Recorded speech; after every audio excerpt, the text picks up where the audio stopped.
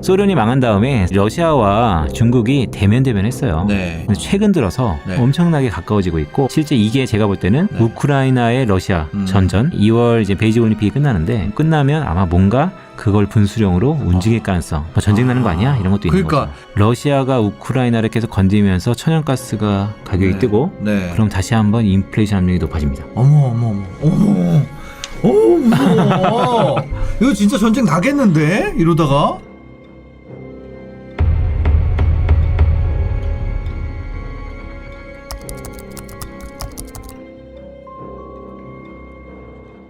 네, 매일 밤 수익 나는 투자자를 위한 야간 주식 토크쇼 매수자들 화요일 밤입니다. 안녕하세요. 정은성이에요. 네, 여러분 오늘 하루도 고생 많이 하셨습니다. 네, 자 시장 후 변동성은 계속 확대하고 있습니다. 뭐 지금 내내 러시아 우크라이나 사태에 대해서 얘기를 하고 있으니까 오늘 우리 매수자들에서도 또 시장에 대한 대응책 또 지정학적 리스크뿐만이 아니라 앞으로 긴축 사이클에 대한 그 영향까지 좀 짚어보도록 하겠습니다. 그래서 1부는 우리 빈센트 이코노미스트와 함께 시장 거시적인 흐름 살펴보고요. 2부는 와운의 이경락 그리고 김영철 파트너와 함께 데일리 이슈 또 종목에 대한 이슈까지 챙겨보도록 하겠습니다. 오늘은 뭐 시장 볼 거 있나요? 근데 정말 재밌는 게 우리 시장 딱 끝나고 미선물 시장이 확 올리더라고요. 왜 그러는 거였고, 그쵸? 우리 시장 그래도 다행히 오늘 2,700선을 깼다가 가까스로 2,700선을 다시금 좀 회복하면서 마무리 짓기는 했는데 오늘 뭐 1% 넘게 큰 폭의 하락이 나오고 역시 개인의 매수가 계속해서 시장을 좀 받쳐내주고 있는 흐름 사지고 있는 거죠. 사실 외국인이 계속해서 열심히 팔고 기관도 압박하고 있는 상황에서 계속 이런 지정학적 리스크가 더 큰 변동성을 야기하고 있습니다. 그래서 지금 이 변동성을 우리가 어떻게 대응을 해야 될지 또 말씀 들어보도록 할게요. 네, 1부 빈센트 이코노미스트와 함께 본격적으로 시작해 보도록 하죠. 어서 오세요. 네, 안녕하세요. 도미머리 빈센트입니다. 언제 안경 쓰셨어요? 네, 안경을 안 쓰면 잘 안 보여요. 그러셨구나. 네, 자 오늘 시장을 보면서 참 걱정이 많았어요. 사실 제가 이제 아침 방송을 하니까 아침부터 그 속보가 계속 이제 뜨는 거죠. 러시아 군이 이제 뭐 진입 명령을 뭐 받았다더라. 뭐 지금 우크라이나 그 뭐죠? 동부 지역에 지금 분리 독립을 승인을 했다더라. 뭐 계속 그런 뉴스가 나오다가 우리 지금 장 마감하고 나니까 또 러시아가 외무회담의 준비는 여전히 되어 있다라고 하면서 또 미선물 시장을 올리고 있나 봐요. 지금 이 지정학적 리스크를 어떻게 보고 계신지 어떻게 될 것 같으세요? 사실 뭐 저는 감히 말씀드리면 전면전은 없다라는 게 확인이 된 것 같고요. 국지전으로 끝날 것이다요. 그렇죠. 근데 이게 어떻게 보면 해마다 되풀이될 수 있는 요소예요. 제가 보면 왜 러시아에 크나큰 일이 벌어졌기 때문에 네. 따라서 매년 이런 일이 계속해서 벌어질 것 같습니다. 형태는 좀 다르지만 하지만 올해 단기적으로 시계를 좀 좁혀보면 러시아발 리스크는 위험의 최고조는 지나고 있다. 지금이 정점이에요? 네, 그렇게 보고 있습니다. 그럼 이 변동성이 그 지정적 리스크로 파생되는 변동성은 오늘 이후에는 조금 잠잠해질 수 있을까요? 물론 뭐 전면전이라는 것을 가정한다면 이제 시작일 수 있다라는 시각도 있는데 저는 전면전은 없다라는 강한 믿음이 있어서 네. 네, 그렇게 보는 이유에 대해서 오늘 좀 말씀드릴 건데 그러다 보니까 이 러시아발 리스크 하나만 놓고 보더라도 이 하나만 놓고 그냥 위험 선호를 좀 따지자면 이미 피크는 좀 지나고 있는 게 아닌가 아마 이번 주가 가장 피크가 되지 않을까라고 보고 있고요. 네. 뭐 차트 몇 개 좀 볼까요? 일단 러시아의 세계관을 우리가 이해해야 되는데요. 네, 정인커님은 러시아가 유럽일까요, 아시아일까요? 그냥 러시아 같아. 그렇죠. 네, 그게 정답입니다. 네, 러시아는 이제 유라시아 대륙이라고 그러잖아요. 유럽과 아시아의 믹스입니다. 이 차트 보시면 이 빨간색이 옛날 그 소비에트 연방 구소련의 영토였어요. 근데 지금 보면 러시아가 카자흐스탄, 그다음에 우크라이나, 뭐 벨라루스 다 지금 뺏긴 거죠, 네. 사실. 그러니까 이게 어떻게 보면 러시아의 입장에서 놓고 보면 우리의 영토였다라는 것이고 이게 크림반도 2014년도 또 2004년도 조지아, 그루지아 뭐 계속해서 시기는 좀 더 늘어나고 좁혀질지언정 계속 반복되는 얘기인 것 같아요. 맞아요. 그래서 결국 이 지역에는 러시아 사람들이 많이 산다는 것이죠. 그래서 요번에 가장 중요했던 것은 올해 1월 달에 러시아가 카자흐스탄에 들어가서 카자흐스탄의 여당의 요청으로 인해서 러시아군이 진입을 했었거든요. 이게 엄청난 파급 효과가 있었어요. 근데 언론상에서는 그 부분이 많이 다뤄지지 않았는데 그게 제가 볼 땐 시발점이라고 보는 거고요. 네. 자, 이 얘기를 왜 이제 거창하게 말씀드렸냐면 러시아가 예전보다 살기 좋아졌습니다. 네, 이 차트 한번 보실까요? 세잘 좋아졌어요? 네, 러시아 경제가 에너지 가격하고 거의 코릴레이션이 뭐 거의 똑같죠. 많이 올라서. 네, 그러니까 그 에너지의 의존도가 높은 국가입니다. 그런데 소비에트 연방이 무너지고 난 다음에 러시아가 이제 패권국이라고 생각하는 사람들은 별로 없는 것 같아요. 그만큼 패권의 지위는 유지하지만 그 영향력은 상당히 위축됐는데 푸틴 집권 이후에 그 부분들이 조금씩 나아지고 있는 것 같다. 자, 이 말이 뭐냐면 앞에 이 차트라고 똑같아요. 결국 옛날의 영광을 되찾으려고 끊임없이 노력할 거다라고 하는 게 이번 우크라이나 사태에서도 우리가 주목해야 될 부분이고. 관종. 네. 관종. 네, 그 이유는 러시아 경제가 경제가 러시아 경제가 에너지 가격 반등으로 인해서 상당 부분 괜찮아지고. 네. 자, 이제부터 가장 중요한 것은 이제 에너지 가격의 이제 전망일 거예요. 과연 유가가 어떻게 되느냐. 저는 유가는 WTI 기준으로 $100를 찍을 가능성 여전히 열어두고 있는데 네. 문제는 지금의 상승폭은 좀 둔화된다 하더라도 최근에 그린 인플레이션 구조적인 변화인 것이죠. 네, 공급 쇼티지 이런 것들 때문에 유가가 불과 한 1년 반만 되더라도 마이너스권에 한번 들어갔었잖아요. 네. 그렇게 급락 가능성은 상당히 좀 적어 보여요. 물론 리세션이라는 큰 이런 가정을 뭐 나타난다면 어쩔 수 없겠지만 그래도 그 말은 건 뭐냐면 에너지 가격이 어느 정도 수준을 유지할 가능성이 크다라는 것이 가장 중요하고 지금 높은 수준을요? 네, 높은 수준에서 좀 내려가더라도 그러니까 좀 러프하게 볼까요? 한 WTI 기준으로 배럴당 65불에서 100불 사이의 박스권이 네. 적어도 몇 년 동안은 이어질 가능성이 좀 높아지는 게 현재 전망의 컨센서스로 자리 잡고 있다는 게 중요해요. 그럼 러시아는 계속 살기 좋겠네요. 그래서 러시아는 예전보다는 훨씬 더 경제가 먹고 살만 할 거다. 근데 이게 왜 중요하냐면 자, 이렇다면 지금 서방 쪽에서의 경제 제재가 수포로 돌아갈 가능성이 좀 있다라는 게 첫 번째 포인트고요. 네, 왜냐하면 먹고 살만해졌으니까. 그리고 두 금융 쪽으로 번째는 계속 뭐 한다고 뭐 이러잖아요. 그러니까 금융 제재 뭐 이렇게 다 하는 거죠. 근데 이제 그런 거는 사실 2004년부터 계속해서 반복된 플레이예요. 근데 그만큼 직접적으로 서방의 제재가 러시아의 경제를 가타부타 할 수 있는 상황은 아닌 것 같아요. 네, 흔히 실효성이 크지 않다는 그렇죠. 거예요. 그러니까 제가 예전에 여의도에 있을 때 이런 말 많이 했어요. 푸틴의 뭐 고난의 3년, 고난의 행군 이런 것들처럼 앞뒤 다 막힌다 하더라도 미월 관계, 중국과의 신냉전 시대, 중국이 러시아산을 사주면 되고 또 그 여타 미국의 바운더리 밖에 있는 국가들이 러시아의 관계를 계속해서 유지하는 한 네. 괜찮다라고 보는 거고 또한 이제 유럽이 러시아의 이 에너지의 의존도가 워낙 크기 때문에 또한 이 서방 제재도 뒤에서 말씀드리겠지만 쉽지 않죠. 쉽지 않아요. 왜냐하면 결국 독일 입장에서 이거 하나 좀 보여드릴까요? 이 차트인데요. 저는 결국 나토의 그 제재가 좀 관건인데요. 네. 독일뿐만 아니고 이제 동유럽 국가 전반적으로 러시아산의 가스 의존도가 커요. 그 말은 건 뭐냐면 제재를 하려면 가스를 잠가야 되는데 러시아를 제재하려다가 오히려 유럽을 제재하는 악수가 될 수 있어요. 그러니까 이게 오래 갈 수가 없다는 거네요. 오래 갈 수도 없을 뿐더러 독일 입장에서는 왼쪽에 보면 이제 노르트 스트림이라 그래서 네. 이게 이제 러시아산 가스가 다이렉틀리 독일한테 오는 긴 파이프관이거든요. 네. 이게 결국 독일의 에너지의 효율성을 높여주는 그 장치인데 이게 이제 노르트 스트림 2는 아직까지 허가가 안 났어요. 1은 이미 되고 있고 그럼 요번에 이거를 러시아 제재로 인해서 개통을 안 한다는 겁니다. 툴을. 네, 그러면 독일 입장에서는 가스가 와야 될 게 못 오는 거예요. 네. 네, 러시아 입장에서는 못 판다라고 생각할 수 있겠지만 유럽의 독일 입장에서는 들어올 에너지가 없는 것이죠. 그래서 제가 볼 때는 독일이 상당 부분 신중론을 펼 가능성이 있다. 네, 그러니까 이거는 꼭 그런 거 있잖아요. 예전에 미국은 왜 이렇게 달러에 빚이 많은데 저렇게 떵떵거릴까? 100만 원 빚진 사람하고 10조를 빚진 사람은 100만 원 빚진 사람은 빚진 사람이 도망다니죠. 왜냐하면 돈 갚으라고 쫓아다니니까. 근데 100조를 빚을 지면 빚을 진 사람이 떵떵거리죠. 왜냐하면 내가 잘못될까 봐, 내가 죽을까 봐. 네, 왜냐하면 이 사람 죽으면 내가 못 받으니까. 똑같은 경우예요. 그래서 저는 이제 독일의 신중론, 유럽은 제재를 하더라도 좀 신용만취할 가능성이 있고 러시아는 이미 경제도 어느 정도 궤도에 올라가 있고 가장 중요한 건 이거죠. 제가 작년 연말부터 좀 밀고 있는 거 어떻게 네. 컨셉으로 좀 잡고 있는 건데 미국의 안보 정책이 큰 변화. 그러니까 미국의 안보 자산이라는 게 있어요. 네. 안보 자산은 바이 데피네이션 한 국가가 절대 국가의 국부를 좌지우지할 만큼 중요히 여기는 자산입니다. 이게 작년 말을 기준으로 석유에서 반도체로 빠르게 넘어오기 때문에 미국 입장에서는 더 이상 이 러시아를 비롯해서 패권 경쟁을 할 요인이 없다. 오히려 양회 끝나고 나서 대만 해협과 중국 간의 중국을 문제가 더 있는 거지. 그렇죠. 그래서 제가 볼 때는 뭐 미국도 지지부진할 거고요. 네.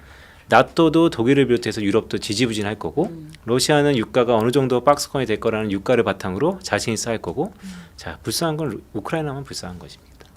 근데 지금 얘기를 쭉 들어보면 러시아는 어쨌든 그 에너지 가격이 올라가고 있는 거잖아요. 네, 그럼 네. 여기서도 어쨌든 네. 뭔가 얻을 만큼 얻었고 네. 그리고 제재를 한다고 하더라도 그 외에 이제 정말 그 손이 닿지 않는 곳에서의 그 거래가 있다면 네. 이쪽에서도 어쨌든 살만한 거고. 네네. 근데 이제 서방 국가, 그러니까 유럽과 이제 미국 같은 경우 제재를 한다고 하더라도 이쪽이 그럼 더 실효성이 없는 거잖아요. 그렇죠. 그럼 러시아 입장에서는 공격을 할 수도 있는 거 아니에요? 그래서 공격했죠.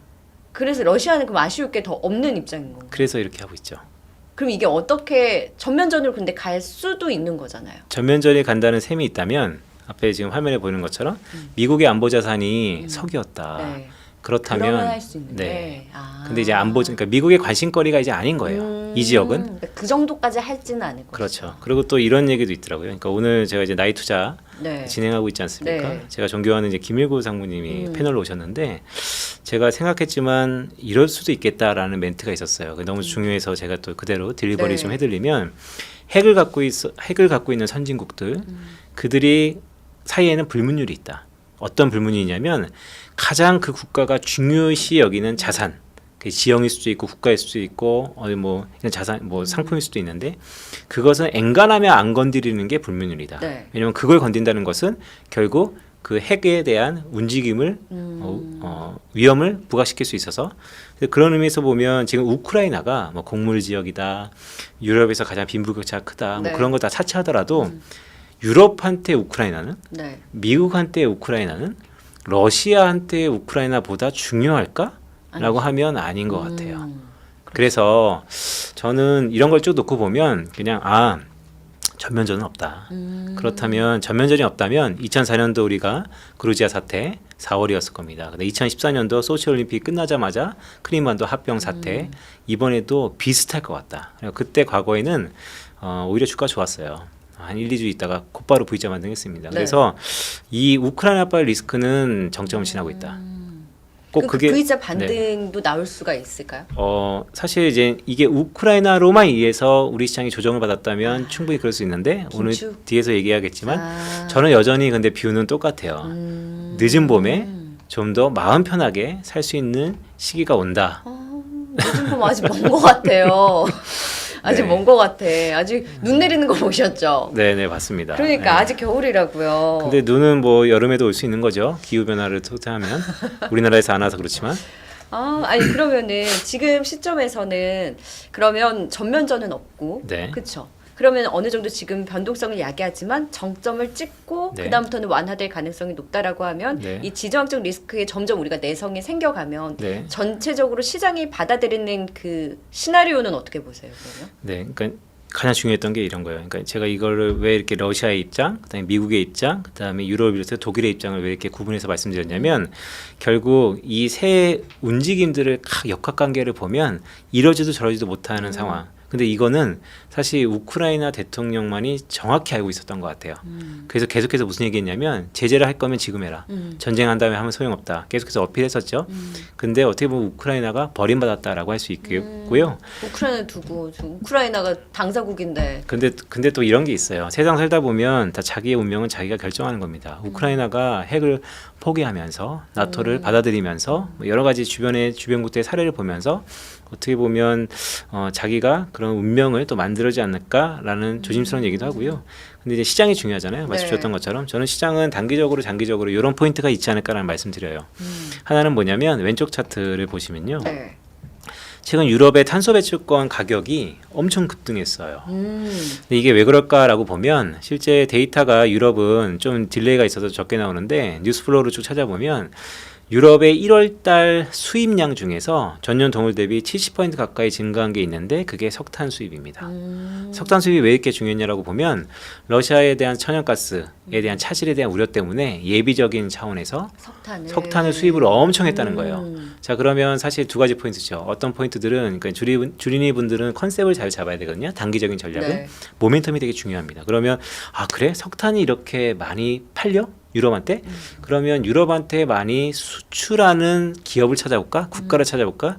이것도 좋은 투자 포인트인데 네. 저는 거기서 한 대 더 나가서 자 그렇다면 과연 반대급부로 뭐가 가장 뜰까? 석탄을 계속해서 활용하면 그만큼 탄소에 대한 배출권이 많아져서 탄소 배출권 가격이 높아져요. 그래서 이렇게 네. 올라가고 있는 네, 거예요. ETF가 있습니다. 탄소 배출권을 추정하는 ETF가 있어요. 그러면 네. 우리가 왜냐하면 석탄을 수입하는, 그러니까 유럽으로 수출하는 기업을 찾고 하는 것에 대한 노력보다는 그래서 자연스럽게 가격이 높아지는 이 탄소 배출권 시장 지수를 트래킹하는 ETF를 찾아보는 게 훨씬 더 낫고요. 우리 탄소 배출권 ETF 네네. 상장한 지 얼마 안 된 거 맞아요. 있어요. 네, 맞아요. 맞아요. 네. 그렇죠. 그래서 지금 단기적으로 그러니까 되게 이제 근시안적인 시각인데 이런 포인트도 있다라는 말씀을 굳이 드리는 거고요. 지금 네. 봐도 안 늦어요? 저는 이렇게 봅니다. 요것도 좀 말씀드릴까요? 사시려고요?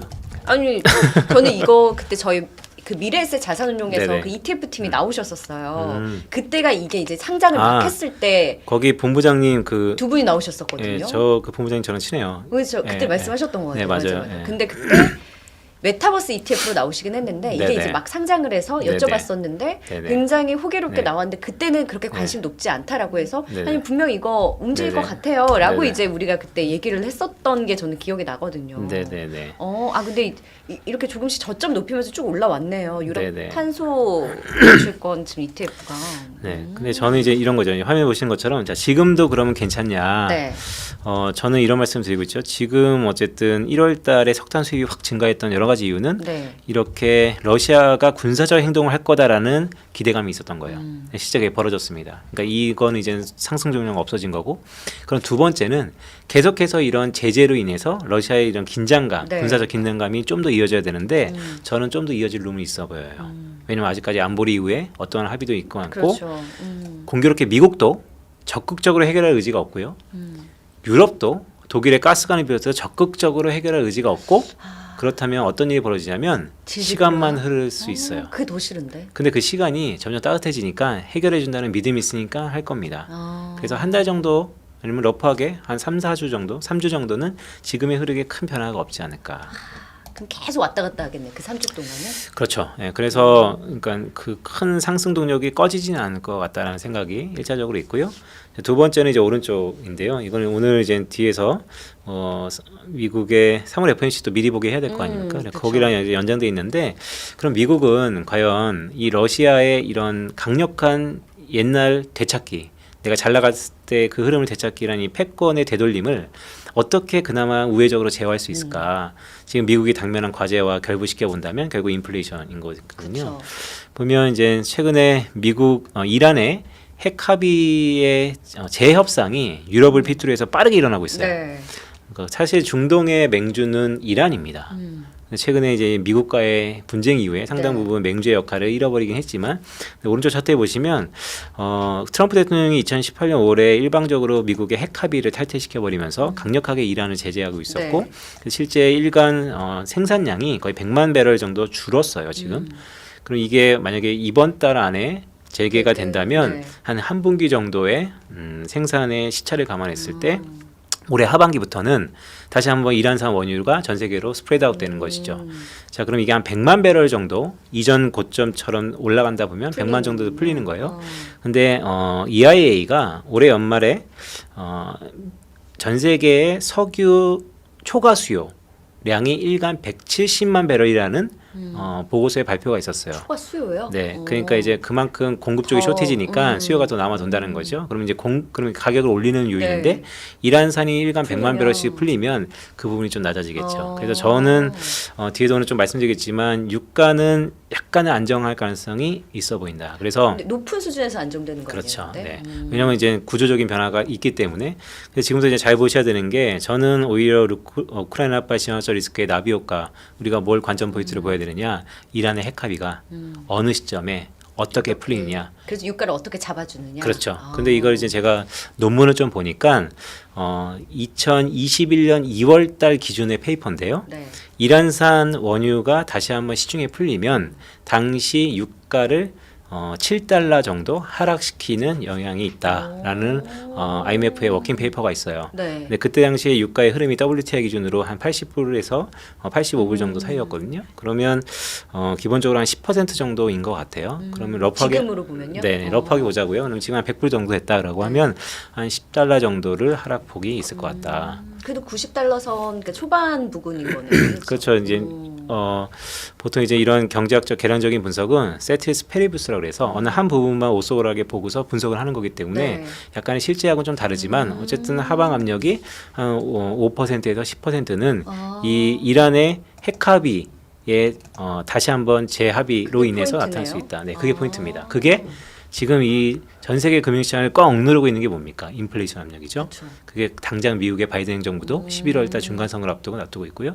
그래서 그런 부분들을 조금씩 얽혀 있는 이 실타래가 혹시 이런 나비 효과로 풀려지지 않을까라는 조심스러운 기대도 있는 것입니다. 그럼 지금 말씀해주신 걸 쭉 정리해 보면 전면전으로 가지는 않고 지금 이 지정학적 리스크의 정점을 지금 지나고 있는 시점인데 사실 근데 이거 질질 끄는 게 걱정인 거잖아요. 그래서 한 뭐 한 달, 뭐 최대 한 달까지는 이 변동성이 더 있을 수는 있다라고 말씀을 주셨고 오히려 이럴 때 탄소 배출권 가격이 상승하는데 그쪽의 ETF에 대해서의 이제 투자 포인트는 볼만한데 전반적으로는 유가도 결국에는 이런 핵 합의에 대한 이런 움직임으로 풀리게 된다면 유가도 어쨌든 올라가던 부분도 잠잠해지면 이것이 인플레이션에 대한 압력도 완화시켜줄 수 있는 포인트가 이제 거기에 있다라는 거잖아요. 맞습니다. 그러니까 어허. 인플레이션이 제가 오늘 일정이 많았고 목이 많이 잠겨요. 그래서 좀 물 감안해서. 좀 네.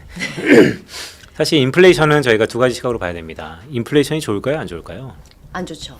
그거는 이제 코스트 푸시의 인플레이션일 때. 근데 디맨드 푸시의 인플레이션은 선순환 작용도 분명히 있어요. 인플레이션이 주가에 안 좋지 않습니다. 오히려 좋은 국면도 분명히 있어요. 왜냐하면 그래요? 수요가 늘어나면서 니즈가 그래서 늘면서 올라가는 네. 거예요. 근데 지금의 문제는 코스트 푸시에 대한 인플레이션의 그렇죠. 압력이었는데 코스트 푸시의 인플레이션 압력이 가장 백번에 있는 근원은 바로 유가였습니다. 근데 그 유가 그 부분들이 안정적일 수 있다라는 전망을 깔고 간다면 그러면 좀 분위기가 달라질 수 있죠. 저는 그런 분위기가 지난 연말부터 계속해서 말씀드렸던 것처럼 인플레이션의 정점을 찍는 네, 그 네, 포인트. 네. 그래서 뭐 좀 자연스럽게 우리 그러면 이제 긴축 얘기로 네, 넘어가 네. 볼까요? 제가 갖고 있는 뭐 모델에 의해서 오른쪽 차트 한번 보시죠. 이게 제가 생각하는 미국의 향후 소비자 물가의 전망치입니다. 파란색 네. 보시면 되고요. 꺾였다. 네, 이게 이제 1월 달이냐 2월 달이냐 피크에 대한 논란이 있을 겁니다. 네. 그런데 1분기 평균으로 YOY 기준, 그러니까 전년 동분기 대비 7% 이상의 흐름이 나올 것 같고요. 근데 중요한 것은 올해 연말 되면 4% 정도로 내려올 것 같습니다. 네. 그래서 연간으로는 5% 중후반 정도의 물가를 기록할 것 같고요. 근데 제가 이제 유념이 영향을 미치는 요인 중에 하나가 원자재 가격이에요. 네. 근데 이제 원자재 가격이 아까 말씀드렸던 이란의 핵 합의 이런 것들 때문에 좀 더 안정된다면 제가 원하는 그림처럼 좀 더 이제 전망이 되는 것이죠. 네, 그렇게 보고 있고 또 하나 중요했던 게 이제 왼쪽 차트 이게 이제 가트너에서 나왔던 반도체 재고 지수인데요. 네. 이게 이제 막대 그래프를 보시면 되는데 그러니까 메시지는 이거예요. 가트너에서 반도체 쇼티지가 언제 풀리냐? 이게 녹색으로 가면 이제 노말 존에 들어가는 겁니다. 그게 올해 하반기부터입니다. 그러네요. 네. 지금 2분기부터가 조금씩 네네. 안정을 찾아가는 거네요. 네, 그래서 가트너가 얘기하는 이 메시지는 뭐냐면 반도체 쇼티지 있는데 올해 연말쯤에는 지금보다 훨씬 더 해결될 거다. 그러니까 이제 인플레이션 압력이 상당 부분 완화될 수 있다. 그리고 네. 앞에 말씀드렸던 이란의 핵 합의, 기저효과를 차치하고 저희 전망치 이런 걸 놓고 본다면 인플레이션도 정점을 지날 가능성이 있다. 근데 그게 있잖아요. 지금 전면전으로 가진 않다고 하더라도 질질 끌게 되면 사실 공급망적인 측면에 있어서 지금 원자재가 그 이란 핵합의로 유가는 잡힌다고 하더라도 어쨌든 원자재 가격이 계속 들쑥날쑥한 것도 있고 지금 러시아의 그런 뭐 현대차의 뭐 법인이라든지 아니면은 왜 특수가스 때문에 뭐 반도체에 대한 우려가 있는데 지금 이 반도체 재고 지수를 보면 점점 나아진다고는 하나 이게 지연될 가능성도 있는 거잖아요. 그렇죠. 그러니까 저는 이런 얘기를 드리는 거죠. 그러니까 우리의 모든 이런 쇼티지에 대한 정점, 우려감 이런 것들이 지금 가장 고조되어 있는 상태고 하나둘씩 풀린다. 그게 동전의 앞뒤임처럼 안 좋았으니 내일부터 좋아라는 게 아니고요. 이런 정점에 가장 지나가고 있고. 그래서 제가 모두에 말씀드렸던 것처럼 정점을 지나고 있다. 이 포인트가 중요해요. 왜냐하면 정점을 지나고 있으면 결국 정상화로 가는 것입니다. 그렇죠. 네, 그게 언제이냐에 따라서 시장 모멘텀은 좀 달라지겠지만요. 근데 그게 어쨌든 이란 핵합의가 좀 트리거가 될 수 있다는. 저는 그렇게 봅니다. 그래서 저는 이제 우크라이나발 리스크는 이제부터 뭘 봐야 되느냐? 사실은 얼마나 크림반도처럼 아니면 그루지아처럼 러시아군이 자연스럽게 합병의 독립의 이슈를 가져갈까가 포인트였는데 그건 이제 벌어졌기 때문에 그럼요. 지금부터는 오히려 서방의 제재의 키는 이란의 핵합의로서 풀어질 수 있다. 근데 이란 핵합의가 나오면 사실 러시아한테 아쉬울 게 또 없을 수 있잖아요. 러시아한테 아쉬울 거보다는 러시아 경제의 백본이 뭐였죠? 제가 요거 보여드렸죠. 러시아의 지금의 러시아 경제 자신감은 네 원자재 가격, 국제 유가. 근데 이란의 핵합의가 아까 말씀드렸던 것처럼 좀 꺾이면. 약간 러프하지만 유가를 한 10% 정도의 하락 압력으로 받아진다면 러시아가 이렇게 빵빵거리고 자신 있어 하는 국제 유가의 안정, 하향 안정화는 러시아가 옛날부터 지금은 제재를 안 한다 그래도 난 괜찮아. 옛날보다 훨씬 더 사실 통계적으로는 좀 안 갖고 왔는데 외환 보유액 자체도 달러 그다음에 유로화의 비중을 상당 부분 줄였어요. 약 한 27% 정도 줄였을 겁니다. 그래서 네. 그런 걸 놓고 보면 지금은 서방 제재가 무섭지 않지만 점점. 그쵸. 그러네. 지금은 말씀 들어보면 유럽이나 미국 쪽보다는 이제 러시아가 조금 더 아쉬울 게 없어 보이는데 네네. 이란 핵합의로 인해서 이제 러시아 쪽의 에너지 가격이 잡히면 이제 좀 더 아쉬울 수가 있으니까 점점 뭔가의 네네. 접점이었던 것이 잡혀가는 거네요. 그래서 이 모든 거를 사실 저보다 훨씬 더 많은 정보를 갖고 있는 푸틴이라든지 아니면 바이든 그 뭐 슐츠 어떤 수장 정상들도 다 이거 알 거예요. 그럼 결국 타이밍과 멘트의 싸움이고 제가 볼 때는 그런 의미에서 보면 더구나 전면전은 없고요. 러시아도 이제 할 만큼 했으니 자연스럽게 독립국 승인을 하면서 할 겁니다. 시간만 그렇게 끌지 않았으면 좋겠는데. 네, 근데 이제 저는 그럼에도 불구하고 계속 어떤 말씀 드리는 거냐면 이거를 한 발짝 뒤에서 보면 결국 러시아가 이런 짓을 내년에도 할 거고 계속한다. 계속 할 거다. 왜냐하면 러시아의 세계관을 우리가 이해해야 된다. 결국 옛날에 이 미국을 놓고 세계 2강계도 지금 중국한테 밀렸지만 네. 이 세계를 좌지우지했던 자기 수많은 부속국가 위속국가를 뒀던 이 위세 이거를 되찾으려고 포기하지 끊임없이 할 않는구나. 거다. 어느 형태든 나타날 것이다. 지금 러시아 우크라이나 사태로 이렇게 세계사 공부를 열심히 한다고요.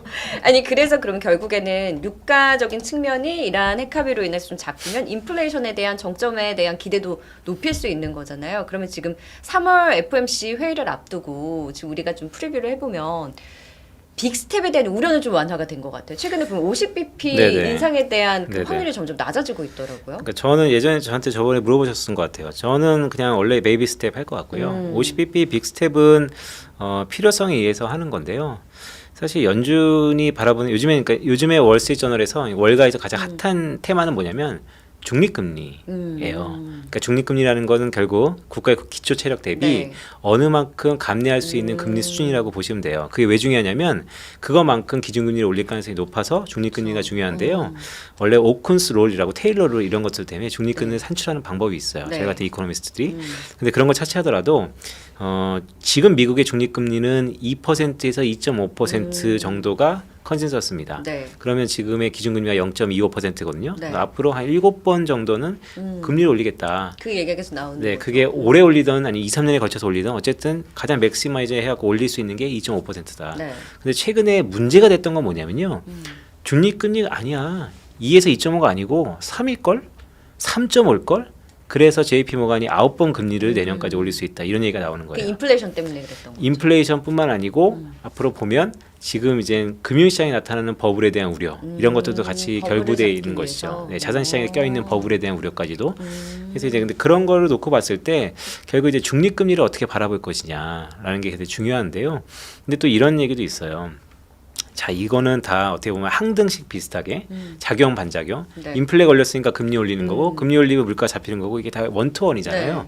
근데 1호 FOMC 의사록에서 제가 주목하는 것은 사실 두 가지였는데요. 첫 번째는 데이터 디펜던트 하겠다라고 하는 건데 그게 긴축이 오토파일럿이 아니고 네. 인플레이션 올라가면 자연스럽게 기준금리 올린다는 게 아니고 전후 사정 보고하겠다. 다 그러니까 확인을 하고 하겠다는 네, 거죠. 그래서 그런 지표를. 부분들이 보면 일단은 한두 번 금리를 올린 다음에 전후 상황을 보겠다.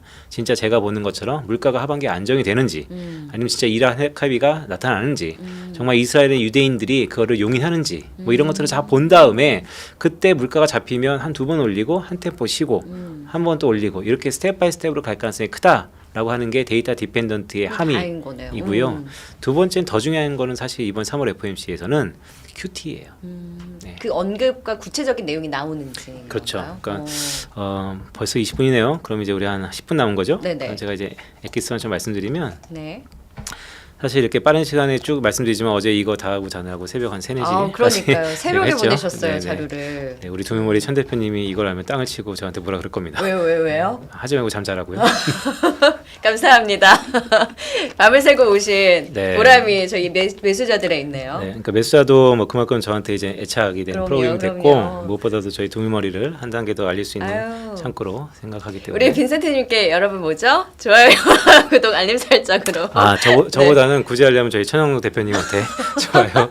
네. 아, 이렇게 애사심이 크시다고요? 아, 애사심은 그런 건 아니고요. 예, 뭐 저가 어쨌든 소속이 네. 소속감이 있으니까요. 어머, 조근조근하게 회사 네. PR을 또. 네네. 네. 드물머리 화이팅이래요. 네, 고맙습니다. 네, 두물머리입니다. 네, 드물머리. 네, 그래서 이제 빨리 정보를 좀 말씀드리면 차트 보시죠. 그러니까 저는 이제부터 이게 이제 CM이라서 네. CM이라는 이제 선물에 트래킹하는 홈페이지에서 뭘 나타내는 거냐면요. 보통 이제 3월 달에 금리 인상 환율이 거의 90% 가까이 돼요. 그러니까 3월 달에는 오히려 금리를 안 올리면 문제예요. 그렇죠, 맞아요. 그것은 뭐냐면 시장에 영향은 없을 겁니다. 근데 이제 뭘 중요시 여기냐면 이 차트예요. 이게 올해 말입니다. 올해 말. 말? 네, 3월 FOMC가 아니고 12월 FOMC 때 아, 어디까지 금리를 올릴 수 있겠냐. 오. 150bp에서 그러네, 그게 제일 높네요. 175bp. 네. 근데 이게 가만 보시면 변화가 있어요. 자, 이거는 그래프를 제가 수치로 보여드린 건데요. 한 달 전만 하더라도 네. 올해 금리 글쎄 3번, 4번, 5번. 아, 그 한 단계 올라갔네요. 네. 근데 그렇죠? 한 달 뒤에 보니까 지금 한 5번, 6번, 7번. 네. 이게 높아졌어요. 3월 FOMC에서 저희가 확인해야 돼요. 이게 제가 이런 말씀 드렸죠 옛날에. 지금 컨센서스가 너무 긴축돼 있다. JP 모건이라는 데서 JP 모건이 전 세계 금융을 좌지우지하는 IB인데 걔네들이 뭐 그냥 자다가 갑자기 기분 내켜서 미국 9번 금리 올릴 거야 이런 메시지를 주지 않거든요. 엄청나게 나름대로 모델에 의해서 아니면 전후 사정에서 분석을 그런 한 비교를 하는 거겠죠. 거예요. 그러니까 JP 모건의 9번이 시장의 컨센서스를 만드는 겁니다. 네. 그러면 이제 7번, 8번, 9번이 있어서 형성이 될 거예요. 근데 저는 이게 3월 FOMC 아니면 5월 FOMC, 6월 FOMC를 지나면서 8번, 9번, 10번이 아니고 8번, 9번, 8번, 7번, 6번으로 낮춰질 가능성이 있다. 네, 그때가 제가 계속해서 말씀드리는 거. 시장이 그때가 오를 때. 네, 컨센서스 한쪽으로 완전히 치우쳤던 컨센서스가 좀 더 누그러질 때 그때가 매수 타이밍이다라는 것을 정말로 매크로 측면에서 말씀드리는 거고. 그 포인트 그러니까 인플레이션이 완화되는 그걸 그렇죠. 확인할 때라는 거죠. 네. 네, 그래서 사실 아시죠, 다들 주식은 남들이 안 살 때 사는 겁니다. 강한 전망을 갖고, 강한 믿음을 갖고, 강한 데이터를 갖고, 물론 리스크는 항상 있는 것이죠. 네. 하지만 지금 그렇기 때문에 이 전망이라든지 전후 사정이 매우 중요하다는 말씀드리는 거고, 어쨌든 제가 지금 보여드리는 차트는 컨센서스가 한 달 전에 비해서 엄청나게 긴축이다. 그렇죠. 근데 이 긴축이 3월 FOMC까지 앞으로 한 3, 4주의 어간에까지 이어질 거다. 그러면 지금 시기는 우크라이나 리스크가 완화된다 하더라도 마음 놓고 주식을 살 때는 여전히 아니다. 거죠. 네. 그러면은 3월 FOMC 회의를 확인을 하고 나서 사도 늦지 않다라는. 3월 FOMC에서의 이 컨센서스, 물론 네. 3월 FOMC 때 연준이 힌트를 주죠. 프로젝션을 발표하니까요. 그 프로젝션이 제가 늘상 얘기하는 롱글러, 즉 5년 장기 맥스마이제이션 이 금리가 어디까지 올라가냐 내려가냐 그게 매우 중요한 포인트고요. 그게 나오지 않거나 네네. 양적 긴축에 대한 구체적인 얘기가 또 없으면요. 근데 이번에 양적 긴축에 대한 얘기가 반드시 나올 수밖에 없는 환경입니다. 이거 그래요? 보시면 네. 사실 3월 FOMC는 제가 이제 뭐 매수자들 보통 2주에 한 번 오니까요. 얼마나 지금부터 잘 맞히신지 몰라요. 잘 맞추는 것보다는요. 네, 잘 맞췄다는 얘기는 제로섬이잖아요. 결국 잘 틀릴 수 있는 기간이 남아있다는 걸로 해석되기 때문에 겸손하시기까지. 아닙니다. 네. 이거를 뭐 잘 맞추는 그런 건 아니고요. 네. 3월 FOMC를 이제 가까워져서 제가 이제 몇 번 더 나올 텐데 계속해서 강조드릴 거는 이제 QT입니다. 왜 그러냐면 1월 FOMC 때 QT가 의사라고 딱 까니까 딱 한마디밖에 없었어요. MBS를 좀 더 일찍 매각할 수 있는 것도 다뤄보자. 그게 매우 중요한 힌트였고요. 네. 3월 FOMC의 파월 의장 기자회견에서 QT에 대해서 좀 더 로드맵이 나올 거고 3월 FOMC 의사록은 QT에 대해서 상당히 구체적으로 나올 겁니다. 그럼 3, 4월에 그걸 확인할 수 있을 때는 그렇죠. 그게 아마 확인하고 나면 긴축은 우리가 다 확인하는 겁니다. 금리? 지금 JP모건이 9번까지 얘기했는데 다들 마음속에 이런 얘기 있으실 거예요. 이거 9번에서 10번 가는 거는 스태그다. 인플레이션이 제어 안 되는 거다. 그러면 사실 더 좋다. 그냥 쉬지 뭐 1, 2년. 그렇게 들어갈 수 있는 컨센서스고요. 금리도 어느 정도 이제 방향성이 잡히고 있고요. 그럼 두 번째 긴축의 또 다른 카드는 QT, 데이터 대표 축소인데요. 네. 이게 아직까지 모호해요. 차트에 보시는 것처럼 왼쪽 차트는 이게 연준의 자산입니다. 네. 국채랑 MBS랑 기타 부분 최근에 이제 9조 달러까지 갔죠.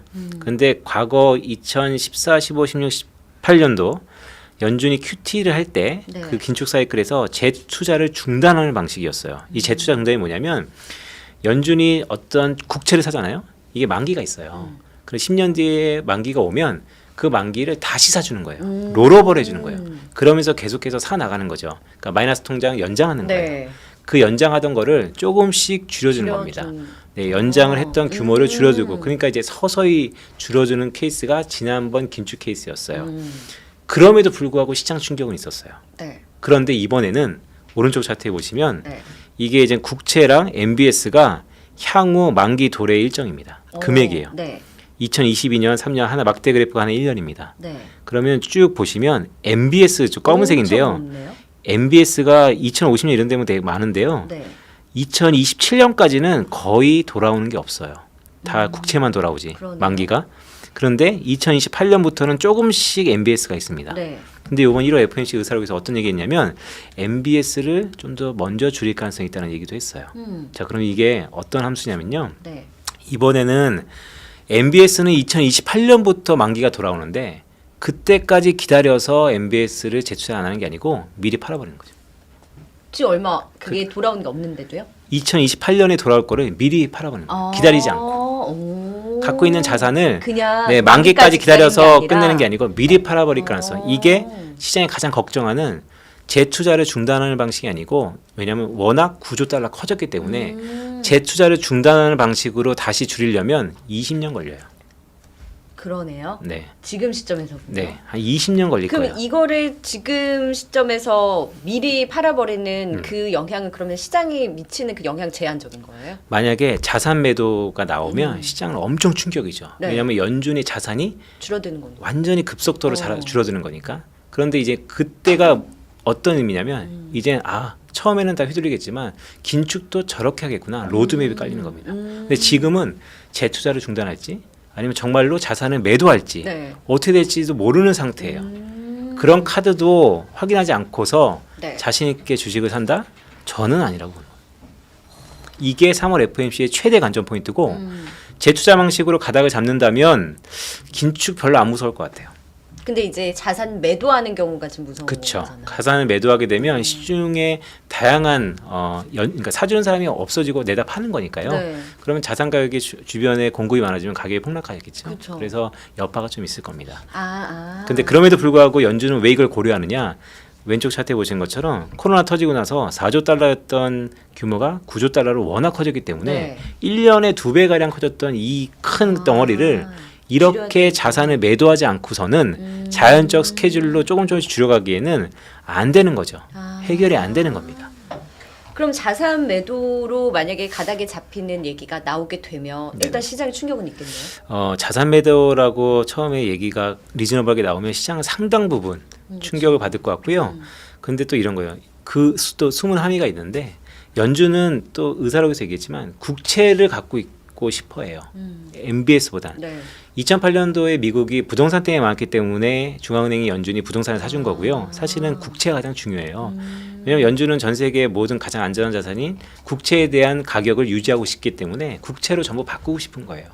그래서 이번에도 국채를 갑작스럽게 줄여버리면 금리도 너무 많이 튀니까 그런 시장의 부작용도 많으니까 그래서 그걸 MBS부터 근데 MBS가 줄여라고 보니까 2028년부터 만기가 돌아오네. 그러면 미리 땡겨서. 지금부터 생각할 수 있다. 이게 가장 큰 불안 시나리오인데 네. 그게 저는 현실성 있어 보입니다.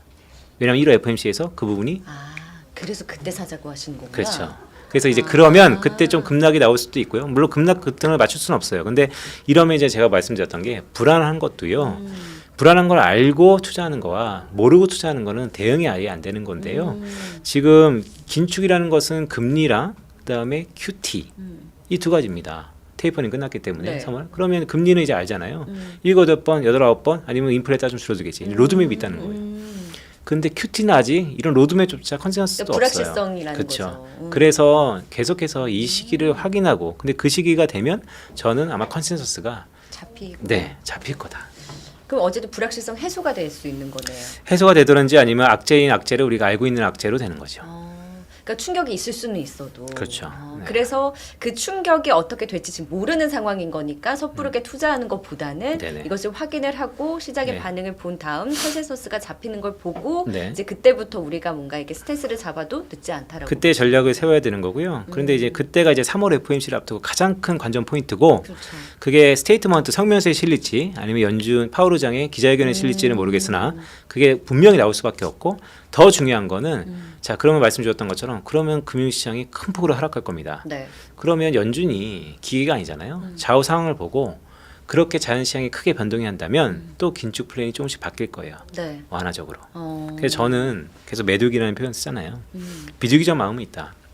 하지만 치고 또 있다가 이런 거네요. 글쎄요. 어쨌든 겉으로 보여주는 거는 밀당이네. 네. 그래서 이제 그런 의중을 잘 파악하면서 연준의 긴축을 봐야 된다. 근데 그 재투자의 그런 중단인 거면은 시장의 충격이 좀 완화될 수는 있는 거네요. 아니요. 그러니까 자산 매도.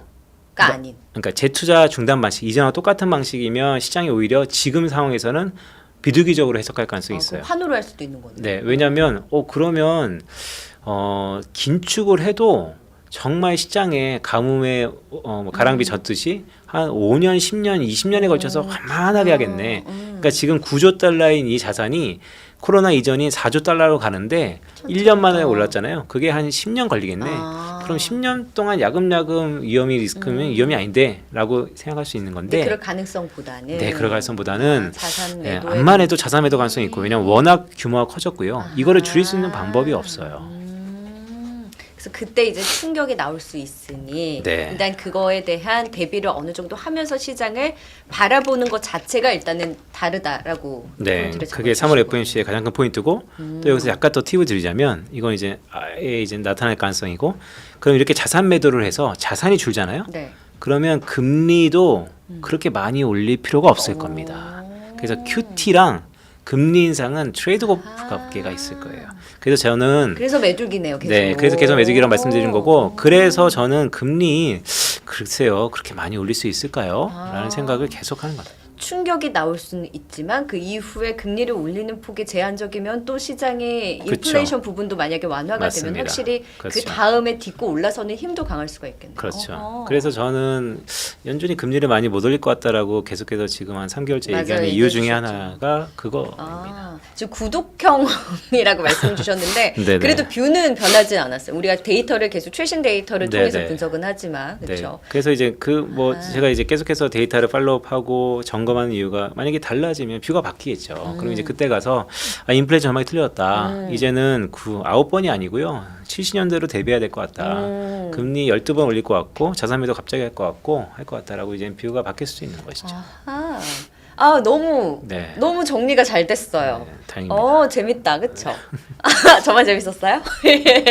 아니, 오늘 내용을 지금 네네. 러시아 우크라이나 사태에서부터 지금 우리 미국의 이런 긴축 사이클에 대한 전망까지 쭉 주셨는데 지금 FOMC 회의 전에 한번 또 나오시잖아요, 그쵸? 전에 저희 오늘 우리 천영용 대표님 이 방송을 봤다면 좋아요 구독했으니까. 그렇죠. 우리 전영 대표님과 함께 좋아요, 구독, 알림 설정을 누르면서 네네. 지금 일단 시장에 대해서 그래서 3월에서 4월 6월에 우리가 그거를 확인을 할 때 좀 더 큰 변동성이 있을 수 있으니까 지금 섣부르게 매매를 하기보다는 그걸 확인을 하면서 그 이후에 또 강한 장에 대한 준비를 해보자라는 표를 여전히 또 유지를 해주셨으니까 맞습니다. 네, 이 부분 참고해 보시면 좋을 것 같습니다. 오늘 또 목이 메는 와중에서도 이렇게 조근조근 설명을 잘 해주셨어요. 자, 빈센트 이코노미스트와 함께했고요. 저희 네이버 와우넷 카페 가시면 오늘 이제 준비해 주시는 자료를 네. 또 올려드릴 예정입니다. 또 확인하고 싶으신 분들은 또 네이버 와우넷 카페에 가셔서 또 찾아보시면 좋을 것 같네요. 네, 여기서 빈센트 이코노미스트는 보내드리도록 하겠습니다. 오늘 너무 고생 많이 하셨어요. 네,